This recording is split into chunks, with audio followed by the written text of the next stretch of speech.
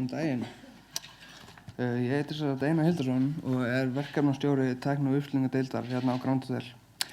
Ég vanalega ekki hérna upp á sviði fyrir fram svona mikið af fólki nema þegar það klikkar eitthvað í tölvunum. En í dag ég hér á öðrum ástæðum. Ég fékk þann heiður að fá að koma og segja ykkur aðeins frá lífi mínu sem barn manneskju sem á við geðræn vandamál að stríða. Frá því að ég man eftir mér hefur móðir mín glímt við ýmis geðræn vandamál, þunglyndi, kvíðaraskanir, geðklofa. Og ég væri að ljúga ef ég segja að það hefði ekki haft mikil áhrif á líf mitt og gerir það enn í dag. Einhver ykkur hafa eflaust lesið viðtal sem var tekið við mig fyrir Fréttablaðið núna í sumar og vita þá einhverju leyti hvað málið snýst. En í dag langar mér nú samt að byrja á byrjuninni. Foreldrar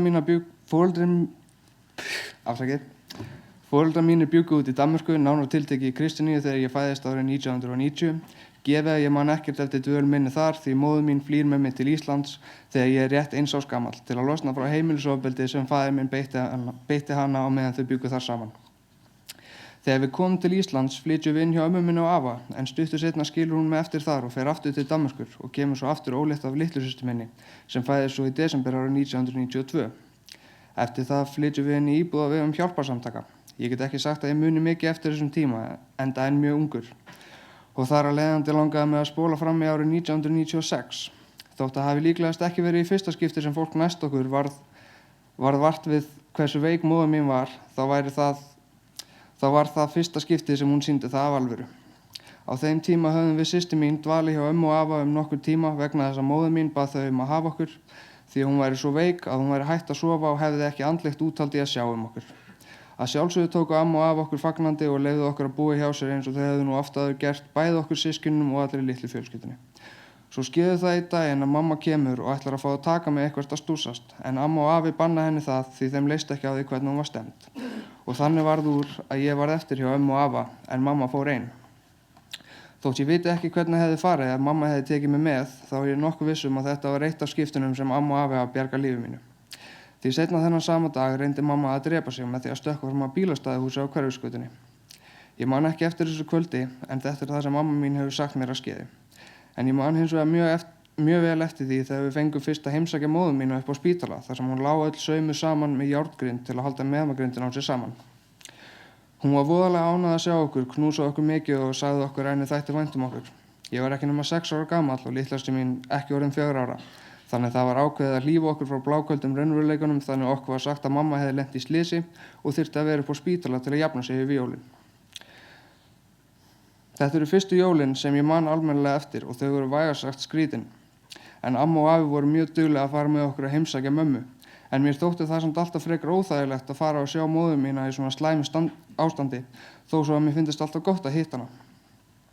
Eftir að hún útskrifast af spítalanum tók við ströng endurhæfing á Grensás og á meðan bjuggum við systkinin hjá ömmu og afa sem var mjög gott enda höfum við mikið verið hjá þeim fram að þessu og líkaði vel þar.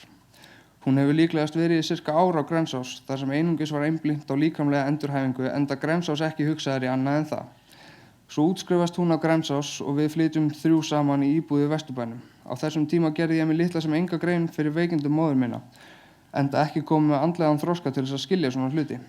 Ég man þó eftir því að hún hafði alltaf gífurlegar áhyggjur af því að það væri verið að fylgjast með okkur. Trúði því að það væri faldnar myndavélar á hljóðnumerinn í íbúðinni hjá okkur og við þurftum alltaf að passa upp á hvað við segðum og gerðum þannig að þeir sem væri að fylgjast með okkur myndu ekki sjá að það væri ekki allt með feldi.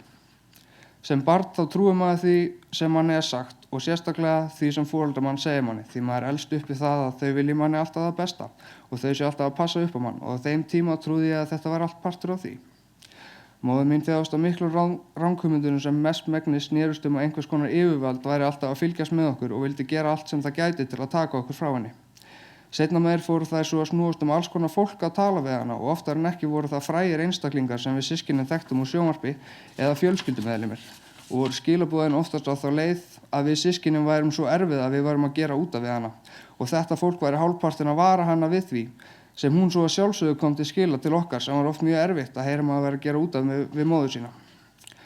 Þar sem móður mín var öryrki alveg síðan ég var 6 ára þá þurfti ég alltaf að bera töluverða ábyrgð á heimilinu því vegna bæklunar sinnar var ekki mikið af hlutum sem hún gat gert sjálf.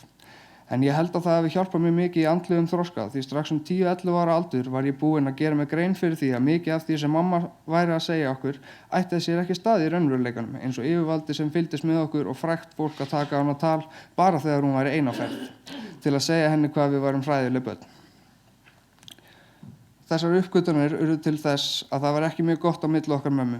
Þar sem ég lét alveg í mér heyra þegar ég vissi að hún væri að segja eitthvað sem að væri ekki rétt og oft endaði það í heiftarlegum rifrildum og stundum smá riskingum. Þá man ég sérstaklega eitt skiptið sem við fjölskyldan vorum að horfa á mynd saman inn í stofu sem var nokkur reglulegu liður í okkar heimilislífi og mamma fer að tala það að það séu allir á móti okkur og þetta yfirvald sé að reyna að stíga okkur í sundur og þess vegna sé ég búinn að vera svona erfiður og það eina sem við getum gert til þess að sleppa frá þeim sé að taka öll eitur og deyja saman. Litla systir mín sem var ennþá ung og ekki komið með sömu sína og ég á þessa hluti tók undir með mömmu og trúði því að þetta var eina leiðin fyrir okkur til að vera hamingjusöm saman. Ég hins vegar var brjálaður og sagði þeim að þetta væri náttúrulega bara rugl, rauk upp og fór fram og eftir mér og mamma á eftir mér. Og hún byrjar að tala þetta yfirvald sem búið að ná stjórna mér og þess vegna skilji ég þetta ekki. Ég öskra náttúrulega bara á hana hún sé geðveik og við séum ekki að fara að taka eitthvað helvítis eitur og ég ætli að fara og taka litlustu mína með mér. Þá tekur hún mig hálstaki upp við vegg og þar sem ég var nokkuð sterkur á með við aldur eftir að þurfa að hafa verið karlmaðurinn á heimilinu í mörg ár, þannig að ég að rífa hana af mér, tók hana hálstaki, ýtti henni í burtu, fór svo út og ráfaði einn Vesturbæinn fram á nótt og kom ekki heim fyrr en allir voru farnir að sofa. Daginn eftir bað hún mig afsökunar á því að hafa æst sig svona og eftir það varð ekkert meira úr þessu, þó svo ég hugsaði ofta við systkinin þyrftum að komast í burtu. Eftir þetta reyndi ég svo að vera sem minnst heima og var úti eins mikið og ég gat. Til allra hamingju átti ég nokkra góða vini sem ég hékk með annarkvort heima hjá þeim eða bara slæpast Vesturbæinn. En mamma var náttúrulega brjálað á því og hótaði reglulega að láta lögguna sækja okkur ef ég kæmi ekki heim, en það var þó aldrei úr því. Svo reyndi hún að refsa mér fyrir óhlýðnina með því að setja mig í straff og loka mig inn í herbyggi en þá skreið ég bara út gluggann því ég gat ekki allt ruglið sem var í gangi heima fyrir. Svo kemur að kvöldinu sem breytti öllu. Kvöldið byrjaði á því að ég fór á korntónleika með besta vini mínum og við skemmtum okkur konunglega. En þegar ég kom heim kvöldið var mamma eitthvað hástemd og var með tilbúinn grjónagraut sem hún vildi endilega að ég borðaði. Ég smakkaði hann og hann bragðaðist mjög skringilega og ég neitaði að borða hann. Mamma fór alveg í kerfi. Svo sannfærir hún mig það að skorða ryksuguskaft undir hurðinni því hún hafði svo miklar áhyggjur af því að það eru allir brjálaðir eftir þessa tónleika og vildi alls ekki neitt kemst inn.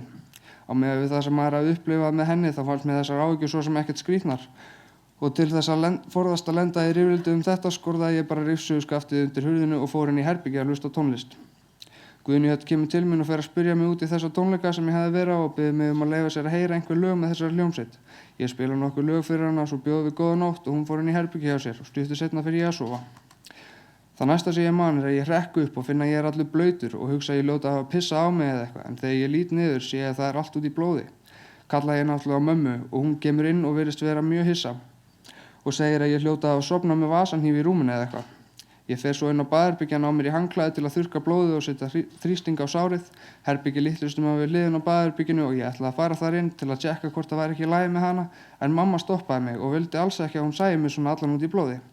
Ég trúi henni þá, en ég veit að þá var Guðni líklegast bara dáin og mamma vildi ekki að ég sæi það. Ég settist á rúmið mitt. Mamma sagðist hafa hringt á sjúkrabíl og hann væri á leiðinni og kom með einhverja töflu sem hún vildi að ég tæki sem átti að gera eitthvað sem ég skildi ekki alveg. Þannig ég sló töfluna úr hendina á henni og sagðist ekki vera að fara að taka eitthvað sem ég vissi ekki hvað væri. Svo sit ég og bíð og engin bíll kemur og ég kalla á mömmu hvort bíllinn fari ekki að koma og hvort hún geti hringt aftur og tjekka á honum. Þá kemur hún aftur inn í herbergið og ég sé að hún heldur á hníf svona hálf fyrir aftan bak en samt niður með síðunni. Og ég náttúrulega öskra á hana hvað í andskotnum hún sé að gera með hennan hníf. Þá lætur hún detta í gólfið og fer að gráta og byrjar að spyrja mig hvað ég segi eiginlega að tala. Og ég segi við henni að ég sé að tala hnífinn sem hún hefði verið að láta detta í gólfið og spyr hana hvað segi eiginlega í gangi.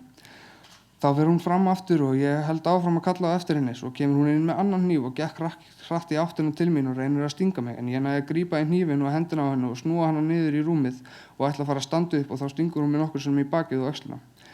Ég hleyp fram á gang og sparka ryksuguskaftinu undan hurðarhúninum og fer út bara á nærbúsunum. Eftir að hafa alist upp í umhverfið þar sem mér var reglulega sagt að það væri allir á móti okkur og maður þyrfti að passa sig á hverjum maður treysti, þá vildi ég alls ekki banka upp á hjá hverjum sem í þessu ástandi. Þannig ég labbaði niður á Kaplaskjólsveg þar sem besti vinur minn bjó með mömmu sinni og litla bróður og dingla hjá þeim. Mamma hann svarar og hleypir mér upp og fær náttúrulega næstu í áfall þegar hún sá mig standandi á nærbuxunum alblóðugan. Hún sagði mér svo frá því seinna að hún hefði haldið að ég og mamma hefðum kannski verið að rífast og ég hefði farið á heiman því ég var svo yfirvegaður í dyrasímanum. Hún hringir svo á sjúkrabíl fyrir mig og lætur mig leggjast í sófana meðan ég bíð. Eftir það var mér skutlað á spítalann þar sem ég fór í aðgerð og vaknaði svo einhverju síðar. Þá tilkynnti prestur mér með fjölskyldu minni að litlasystir mín væri dáin og mamma mín væri þungt haldin eftir þetta og það væri bara heppni að ég hefði lifað af. Í lyfjamókinu eftir aðgerðina gerði ég mér ekki alveg grein fyrir því að Gunnjótt væri dáin.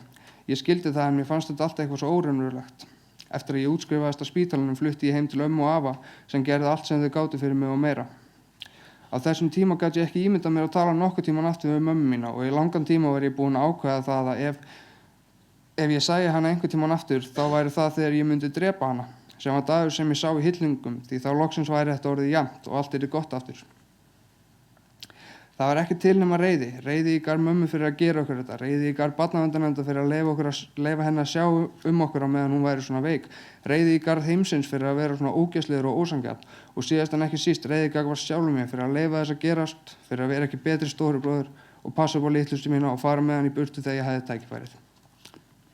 Eftir þetta áfall lenti maður aðeins utan vegar í lífinu, sjálfskaðandi hegðun, fíkniefnaneysla, sjálfsmorðstilraunir og eins og gengur og gerist hjá krökkum sem enda utan vegar þá byrjaði ég að hafa áhuga á alls kyns skrýtnum hlutum og einn af þeim voru geðsjúkdómar.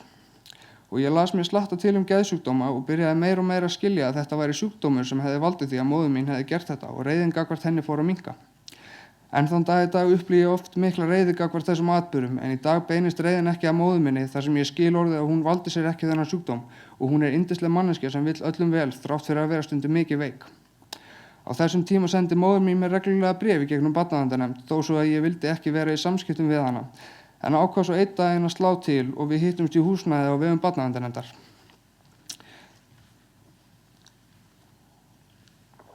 Eins erfitt og það var að sjá manneskjuna sem reyndi að drepa þig og drap systur þína þá var samt ótrúlega gott að sjá mömmu sína aftur í fyrsta skipti í meira en 2 ár.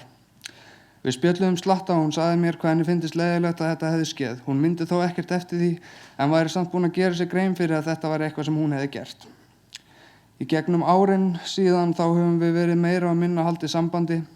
Þó hefur við og við flosnað aðeins upp úr því yfir tímabil hvort sem það hefur verið út að ég hafi verið á kafi í neyslu eða því mér hafi fundist nærvera hennar of yfirþyrmandi.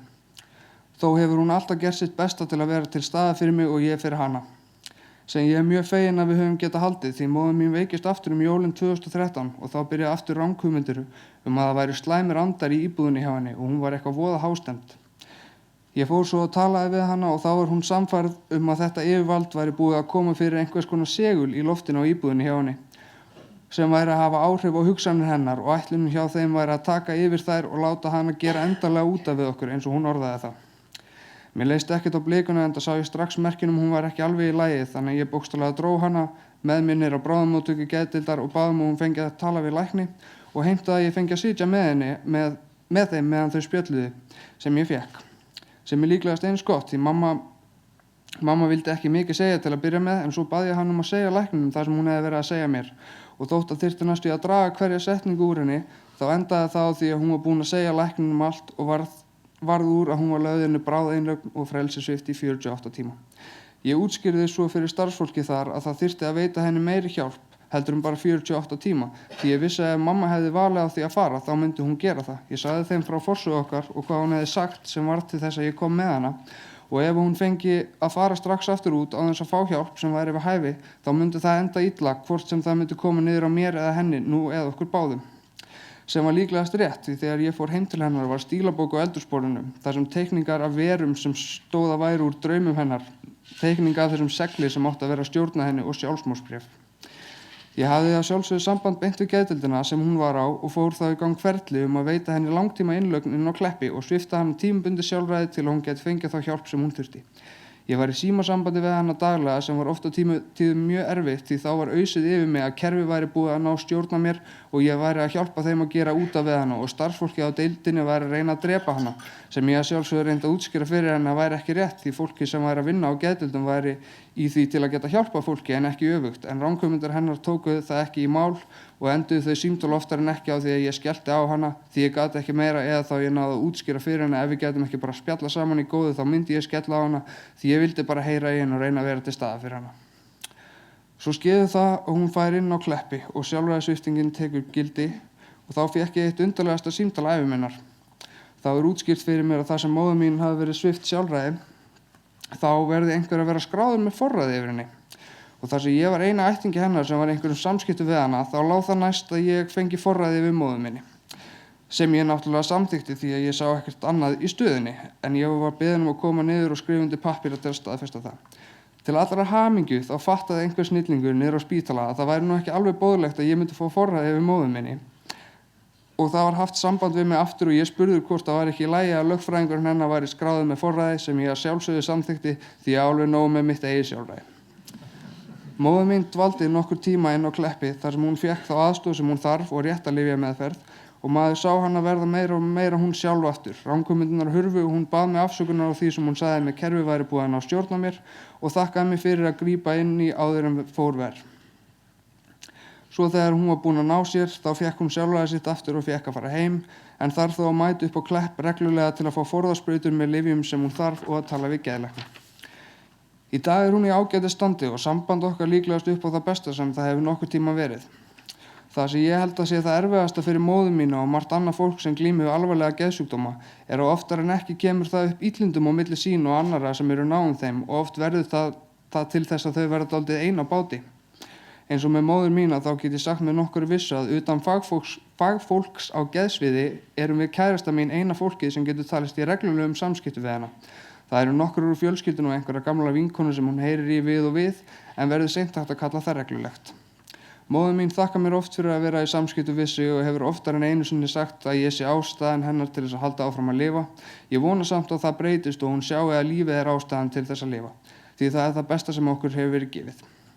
Sem kemur mér að loka punktinum í þessum erindum og það er að lifa með harminum og öllu öðru sem við þurfum að ganga í gegnum.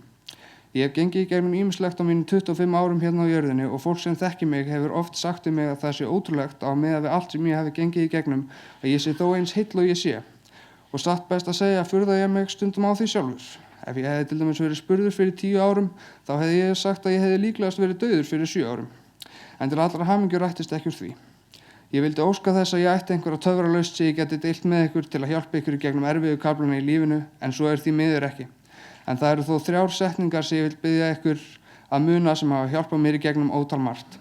Það er alltaf von, lífið er það dýrmætasta sem við eigum og það einu sem við megum ekki gera er að stoppa. Takk fyrir mig.